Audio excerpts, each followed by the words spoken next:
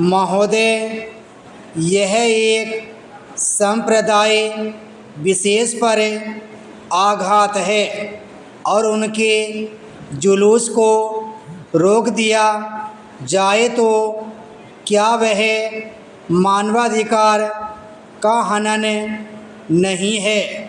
क्या संविधान में हिंदुस्तान के नागरिकों को सांस्कृतिक और धार्मिक अधिकार नहीं दिया गया है?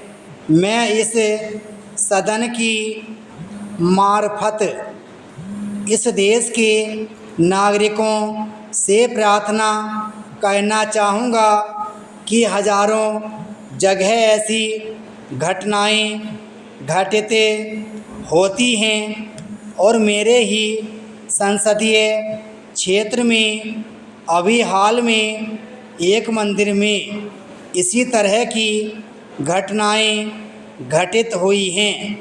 वहाँ कितने गरीब, निर्धन, निर्बल, पिछड़े और दलित समाज के लोग जो अपने धार्मिक और सांस्कृतिक कर्तव्य को पूरा करने जा रहे थे, जल अभिषेक में उन पर लाठी चली, उन्हें गिरफ्तार किया गया, उनकी औरतों को अपमानित किया गया।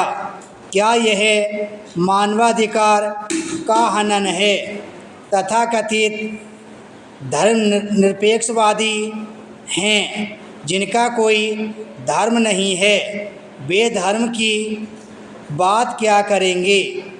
वे धर्मनिरपेक्ष हैं। मैं धर्मनिरपेक्ष नहीं हूँ। मैं धर्म पर हूँ और धर्म को मानता हूँ और मरते दम तक मानूँगा। धर्म सापेक्ष है।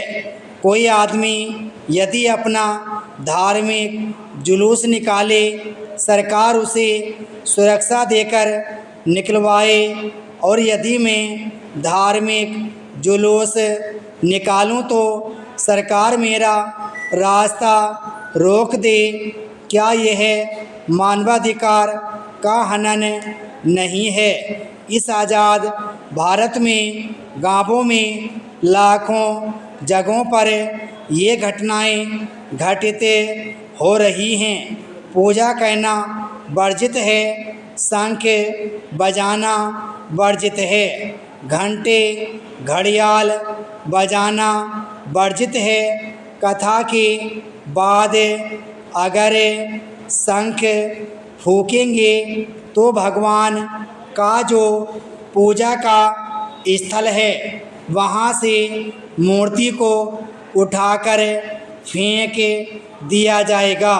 क्या यह मानवाधिकार का हनन नहीं है?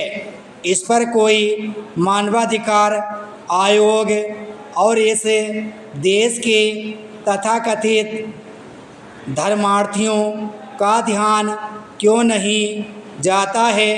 हिंसा और अराजकता द्वारा आतंक फैलाकर लोगों को मानसिक और शारीरिक पीड़ा पहुंचाना क्या मानवाधिकार का हनन नहीं?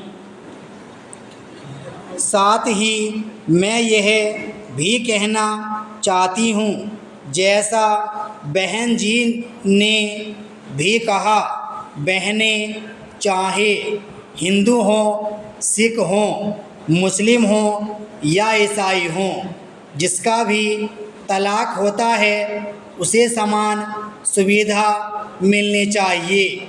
इसके साथ ही जिनके बच्चे हैं, ऐसी स्थिति में उनको कुछ ही राशि के रूप में अंश न देकर पति की संपत्ति के 1/3 हिस्से का भागीदार बनाना चाहिए।